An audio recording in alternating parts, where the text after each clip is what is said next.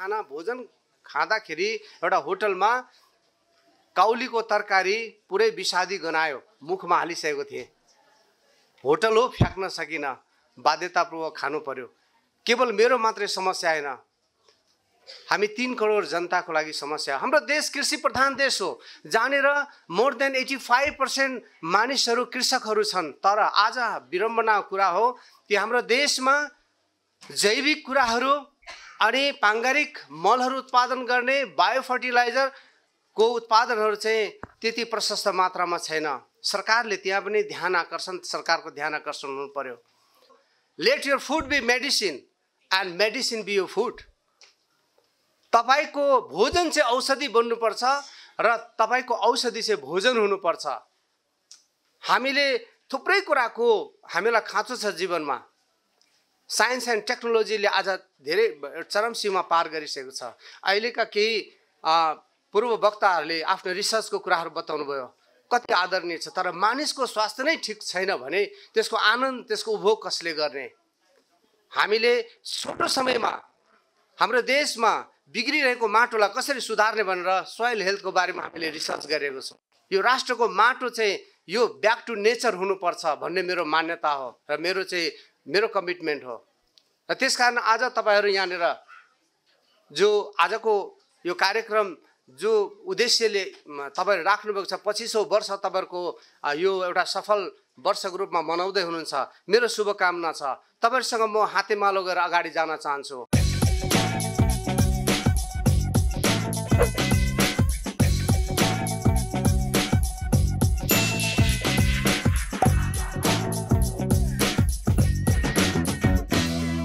अघि नै डाक्टर सुभाषज्यूले चाहिँ सुरुमा व्याख्या गर्दाखेरि जुन उहाँले आयुर्वेदिक मेडिसिनहरू प्रोभाइड गर्दै हुनुहुन्छ, हामीले युट्युबबाट धेरैजनाको उहाँहरूले हिलिङ पाउनुभएको यो गवाईहरू हामीले सुनेको छौँ। सँगसँगै हामीले देख्दाखेरि अघि ऊर्जा मन्त्रीज्यूले पनि सम्बोधन गर्नुभयो, हाम्रो देश एकदमै उर्वरा शक्तिले भरिएको, विशेष गरिकन हाम्रो ल्यान्ड छ, यो खेती छ अथवा यो भूमि छ। तर अहिले हामीले हेर्दाखेरि समस्या, च्यालेन्ज त्यति नै छ। हाम्रो देशमा जति पनि खेतीहरू छन्, यो खेती चाहिँ अहिले विशेष गरिकन केही कमर्सियल खेती गर्ने, विशेष गरी तरकारीको खेतीहरू लगायत मकैको खेती। म तराई भूभागबाट म बिलोङ गर्दछु, विराटनगरबाट, र हजार बिघा जमिनमा चाहिँ आलुको उत्पादन भइरहेको छ। अहिले सुनसरी जिल्लामा विशेष गरिकन हामीले रिसर्च गर्न जाँदाखेरि यो ग्रिन प्लान्टबाट त्यहाँनिर चाहिँ 10,000 बिघामा आलुको खेती लगाएको छ। र त्यहाँका कृषकहरूको एउटै च्यालेन्ज छ कि हामीले सोद्धाखेरि यो खेती, यो आलु यति मजाको तपाईले उत्पादन गर्दै हुनुहुन्छ, यसमा के लगाउँदै हुनुहुन्छ भन्दाखेरि उहाँहरूले भन्नुभयो विगत 15 वर्षदेखि 20 वर्षदेखि त्यसमा चाहिँ युरिया अनि पोटास अनि फस्फोरस, डिएपी लगाएर चाहिँ त्यसको उत्पादन गरिँदैछ।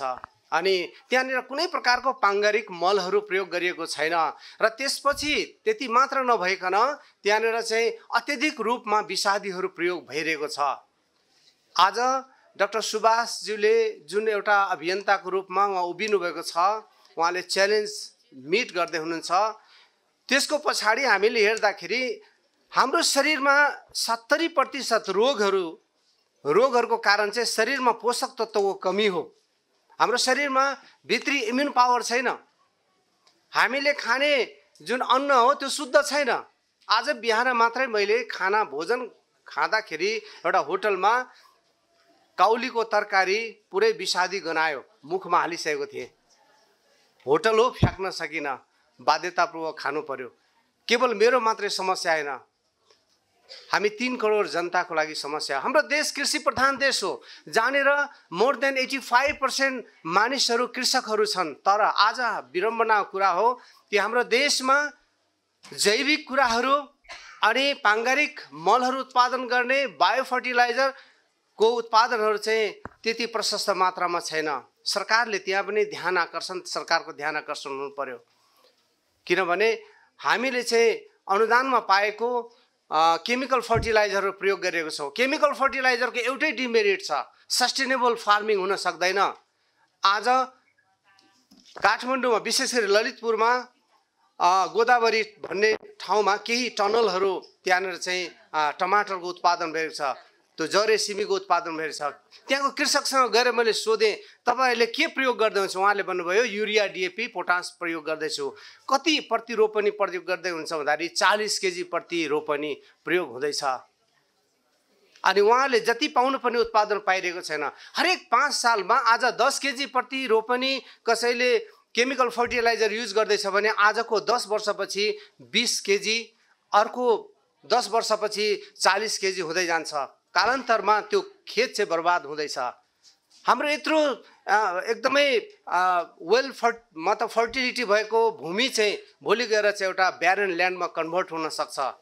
हाम्रो लागि त्यो पनि एउटा च्यालेन्ज हो।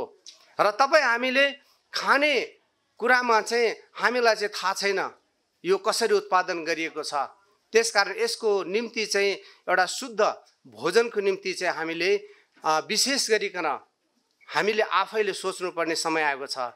र हामीले यसो शरीरमा पोषक तत्त्वको कमी कहाँबाट आउँछ भन्दाखेरि हाम्रो शरीरले पोषक तत्त्व चाहिँ भोजनबाट प्राप्त गर्दछ र भोजनमा पोषक तत्त्व चाहिँ वनस्पतिबाट हुन्छ र वनस्पतिले चाहिँ पोषक तत्त्व चाहिँ माटोबाट प्राप्त हुन्छ। माटो नै अशुद्ध भयो भने बिरुवा अशुद्ध हुन्छ, स्वस्थ हुँदैन र अस्वस्थ बिरुवाले अस्वस्थ क्रप्स उब्जनी दिन्छ र त्यो अस्वस्थ त्यो खाद्यान्न हामी मानवको जीवनमा चाहिँ अस्वस्थता हुन्छ। र भोलिको दिनमा एउटा लडाइँसँग अब रोगसँग जुझ्नको लागि हामीमा इम्युन पावर हुँदैन। उहाँले च्यालेन्ज गर्नुभयो डाक्टर सुभाषले। हामीले मेडिसिन विज्ञान सुरुवात गर्ने मानिस जुन चाहिँ युनानी मेडिसिनको फादर हिप्पोक्रेटले भन्नुभएको थियो, let your food be medicine and medicine be your food. तपाईको भोजन चाहिँ औषधि बन्नुपर्छ र तपाईको औषधि चाहिँ भोजन हुनुपर्छ। हामीले थुप्रै कुराको हामीलाई खाँचो छ जीवनमा। साइन्स एन्ड टेक्नोलोजीले आज धेरै चरम सीमा पार गरिसकेको छ। अहिलेका केही पूर्व वक्ताहरूले आफ्नो रिसर्चको कुराहरू बताउनु भयो, कति आदरणीय छ। तर मानिसको स्वास्थ्य नै ठिक छैन भने त्यसको आनन्द त्यसको उपभोग कसले गर्ने? हामीले छोटो समयमा हाम्रो देशमा बिग्रिरहेको माटोलाई कसरी सुधार्ने भनेर सोइल हेल्थको बारेमा हामीले रिसर्च गरेको छौँ। स्थापित भएको डाक्टर छिरिङ शेर्पा जो आइडिया स्टुडियोको एउटा सुरुवात गर्ने व्यक्ति हो, उहाँले अहिले प्रदेश नम्बर 1 सरकारसँग, कृषि विभागसँग अनि काठमाडौँ युनिभर्सिटी, पूर्वाञ्चल युनिभर्सिटीसँग उहाँले एउटा agri business incubation programme launch गर्नुभएको छ, जसमा म पनि सिलेक्ट भएको छु। र आज हामीले सोइल हेल्थको बारेमा, माटोको स्वास्थ्यको बारेमा रिसर्च गरिरहेको छौँ। क्याटल फिड सप्लिमेन्टहरू हामीले ल्याएको छौँ। हाम्रो कम्पनी चाहिँ एउटा छोटो समयमा एउटा चाहिँ बालकको रूपमा यो बामे सरिरहेको छ, तर यसको दर्शन, यसको भिजन चाहिँ धेरै नै गहिरो छ। यो राष्ट्रको माटो चाहिँ यो ब्याक टु नेचर हुनुपर्छ भन्ने मेरो मान्यता हो र मेरो कमिटमेन्ट हो। र त्यसकारण आज तपाईँहरू यहाँनिर जो आजको यो कार्यक्रम जो उद्देश्यले तपाईहरु राख्नुभएको छ, 25औं वर्ष तपाईहरुको यो एउटा सफल वर्षको रूपमा मनाउँदै हुनुहुन्छ, मेरो शुभकामना छ। तपाईहरुसँग म हातेमालो गरेर अगाडि जान चाहन्छु। विशेष गरी हाम्रो कम्पनी एउटा प्राइभेट लिमिटेड भए तापनि यसले विशेष गरी कृषिको क्षेत्रमा योगदान दिन चाहन्छ। म एउटा चर्चको पास्टर पनि हो, तर मैले चाहिँ यो देशलाई माया गर्नुपर्ने अथवा मैले यो देशमा दिनुपर्ने कुरा हो। मैले सिकेर आएको कुराले चाहिँ मैले देशलाई सुन्दर बनाउनु पर्छ। आजभन्दा 12 वर्ष अगाडि म दक्षिण कोरिया पढ्न गएको थिएँ।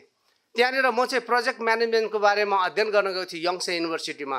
त्यहाँनिर मेरो एसिक विषय चाहिँ मलाई सोध्नुभयो, कम्युनिटी प्रोग्रामको लागि तपाईँ सिक्ने हो या नेचुरल फार्मिङ, अर्ग्यानिक फार्मिङको बारेमा। मैले भने म त एनजिओमा काम गर्दै आइरहेको व्यक्ति हो, तर मलाई चाहिँ नेचुरल फार्मिङ र अर्ग्यानिक फार्मिङको बारेमा सिकाउनुहोस्।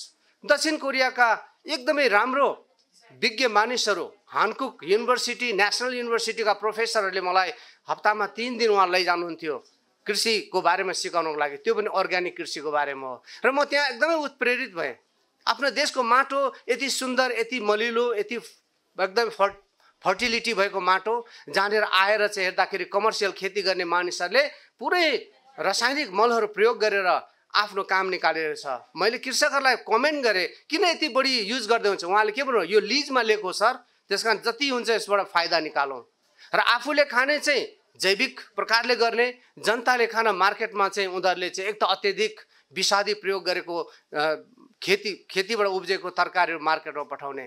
आज त्यो खाने मान्छेको तपाईँ हामी जस्तो व्यक्ति जो चाहिँ कन्सियस छैन यो क्षेत्रमा, त्यसले गर्दाखेरि यो चुनौती पनि तपाईँको सामने म राख्न चाहन्छु। Green planet mission private limited केवल व्यापार गर्न मात्र देशमा आएको होइन, तर यो देशको जनताहरूको मुहार उसको स्वास्थ्यप्रति हामी कन्सर्न छौँ। अनि हाम्रो काठमाडौँ भ्यालीमा चाहिँ यसलाई चाहिँ लिड गर्नको लागि हाम्रो बिचमा 3 जना व्यक्ति हुनुहुन्छ। यहाँ हाम्रो देवेन्द्र जोशीजी हुनुहुन्छ, उहाँले चाहिँ यसको लिड गर्दै हुन्छ। नारायण भगतजी हुनुहुन्छ यहाँनिर र सँगसँगै किशोर राणा हुनुहुन्छ, उहाँहरू चर्चको पास्टर हुनुहुन्छ। त्यसकारण पनि हामी कन्सर्न छौँ यो देशको जमिन भूमि चाहिँ ब्याक टु नेचर आउनु पर्यो। यदि माटो शुद्ध भयो भने वनस्पति शुद्ध हुन्छ, वातावरण शुद्ध हुन्छ। यदि त्यो माटो शुद्ध भयो भने हामीले त्योबाट उब्जेको भोजनले हामीमा चाहिँ स्वस्थता ल्याउन सक्छ। म यो सन्देशलाई यतिमै राख्न चाहन्छु र तपाईँहरूले विशेष जानकारी लिन चाहनुहुन्छ भने हाम्रो साथमा देवेन्द्र जोशीजी हुनुहुन्छ। हाम्रो केही फ्लायरहरू, केही हामीले चाहिँ ल्याएका प्रडक्टहरूको बारेमा तपाईँले चाहिँ उहाँसँग सम्पर्क गर्न सक्नुहुन्छ। धन्यवाद। म आफ्नो 2 शब्द यही टुङ्गाउन चाहन्छु।